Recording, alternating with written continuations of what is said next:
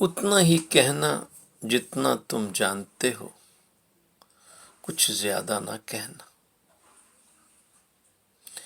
اس لیے جس دن تم یہ جان جاؤ گے کہ میں کچھ نہیں جانتا،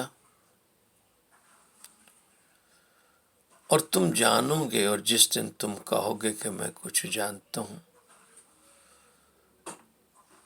تمہاری سیکھنے کی کھوج ختم ہو جائے گی۔ سقراط کے پاس لوگ آئے اور انہوں نے کہا کہ ایتھنس کے لوگ کہتے ہیں کہ تو ماں گیانی ہے۔ اس نے کہا یہ بات مجھے جوانی میں کہی ہوتی تو شاید مجھے پر اثر کرتی، مگر اب تو میں بوڑھا ہوں۔ ایتھنس کے لوگوں کو کہہ دینا کہ میں کچھ بھی نہیں جانتا، میرا نہ جاننا ہی تو جاننا۔ پاک و ہند کے لوگ چھوٹی سی بات کو بہت بڑھا کر سناتے ہیں۔ جن قوموں میں دودھ میں پانی ملا ہو، پیا ہو، وہ بات کو بڑھا کر بولتے۔ تم اتنا ہی کہنا جتنا تم جانتے، اس سے نہ زیادہ نہ اس سے کم۔ جب گھمنڈ ہوتا ہے تو گھمنڈ الفاظوں کے آگے چلتا ہے، اوپر چلتا ہے، مگر جب تمہارا گھمنڈ نہیں ہوتا تو وہ الفاظ بھاری نہیں ہوتے، ہلکے ہوتے۔ گھمنڈ پتھر کی طرح ہے جو تم نے اپنے گلے میں ڈالا ہے، اور جب ہم اونچائی پر جاتے ہیں تو جسم اس لیے تھک جاتا ہے کہ وہ جو وزن ہے وہ گھمنڈ کا ہم نے اٹھایا۔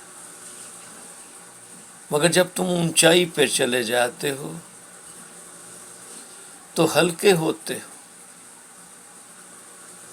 اور اس چیل کی مانند جو اپنے پروں کو باندھ دیتی ہے، پھر تم اڑتے نہیں، تم اپنے پروں کو باندھ کر اس فضا میں، اس آسمان پر تیرتے۔ ایک ہی الفاظ ہے کہ جب پتا ٹوٹ کر ندیاں میں گر جاتا ہے اور اس ندیاں کو اپنی نو بنا لیتا ہے اور کہتا ہے تو جہاں گرائے جہاں لے جائے، جیسے آسمان پر مرضی تیری پوری ہوتی ہے زمین پر۔ یہی ہے انسان کا جو گھمنڈ ہے، اس کے بولوں سے ظاہر ہوتا، اس کے بولوں میں وزن ہوتا ہے، اور وہ جو وزنی نوالا ہوتا ہے وہ ہضم کرنے میں بڑی تکلیف ہوتی۔ پرندوں کو دیکھ، وہ اپنے بچوں جب کوئی نوالا دیتے ہیں تو اس کو چبا کر دیتے ہیں، اتنا پتلا ہوتا ہے کہ ان کے حلق میں اتر جائے۔ مگر جب تم بولتے ہو تو اس میں تمہاری باتوں میں تمہارا گھمنڈ ہوتا ہے۔ کرائسٹ جی کا جو فلسفہ تھا، مجھ سے سیکھو، میں دل کا حلیم اور فروتن ہوں تو تمہاری جانیں آرام پائیں۔ Have a nice day.